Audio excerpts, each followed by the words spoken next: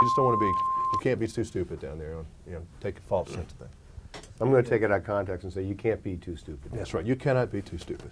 You can't be too rich and you can't be too stupid. Okay. Okay, just throw something. Something. What is your philosophy these days on making movies? You seem to be in a work mode. Well, it's work. And in order to get to work, it's got to be a pretty good movie to get me out of bed or get me out of the house. So I'm more, I'm selective about what I do, and I work really hard. I think it's a really hard job. Most people that come to visit realize how hard it is. And you can't work too hard. It's like you're saying, you can't be too stupid. You can't be too rich. You can't work too hard at a movie because there's always so much to do. So I work really hard when I work. So. How are you different on a movie set now than you were, say, when Ivan Reitman got to you in 1977 for Meatballs? Well, there has to be a little bit more of a script than there used to be. In those days, we just sort of go out there and wing. That worked, though. Days and weeks at a time. It worked great. Yeah. But it's a little chancer now. Movie making wasn't quite as serious a deal as it is now. There we just, we try to be funny and make an entertaining film. Now you have to, there's a lot more pressure and they cost more and people are, people just aren't as relaxed as they once were. They're uptight. The world is uptight, don't you think? Everybody's kind of stiff and in a hurry and they're not relaxed. And I think that's hurt comedy in some ways. Well, I think it hurt life too, I think it touches all aspects, this nervousness. I mean, when you read where people now work 4 hours more a week than they did 10 years ago, that doesn't seem right. Are you still the sports nut? Every time I see you, it's connected with something sporting. It's either something with baseball, that you're yelling at some manager over a fence, or you're being chased by a stalker at a golf course, which I read about.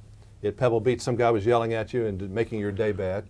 Are you a sporting guy a lot? Well, I've got to erase that impression. I mean, if I were just a tourist in this country, the only way that I'd know who I were is that I end up on SportsCenter or some sort of highlight reel. Who's this weird sports guy? Yeah, he's always there.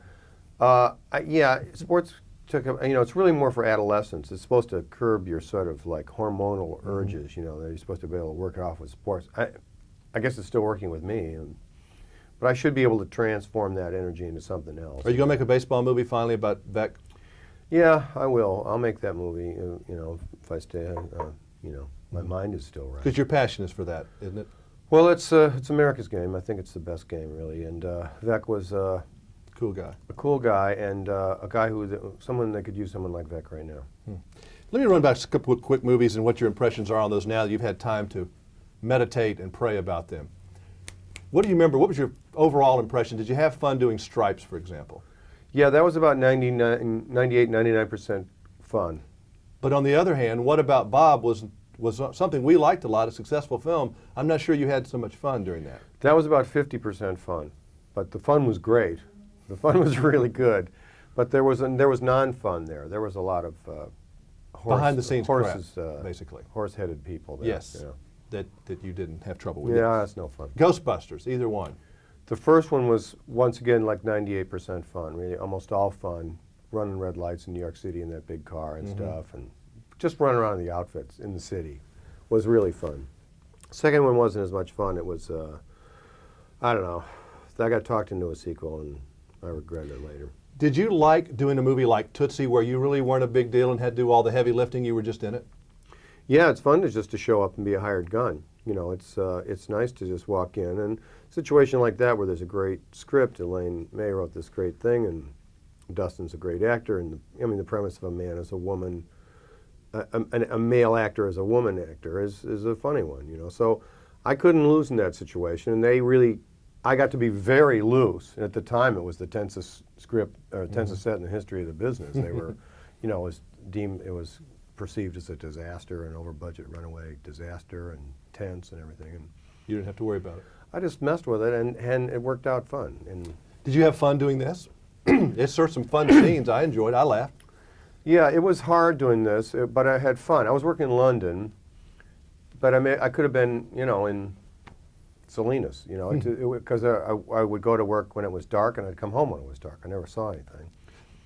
And but it was fun. I do these big dance numbers. Does it help you to do a costume? Does that still help as a comedian? Oh, I think that helps as a man. I don't think we men play dress up often enough.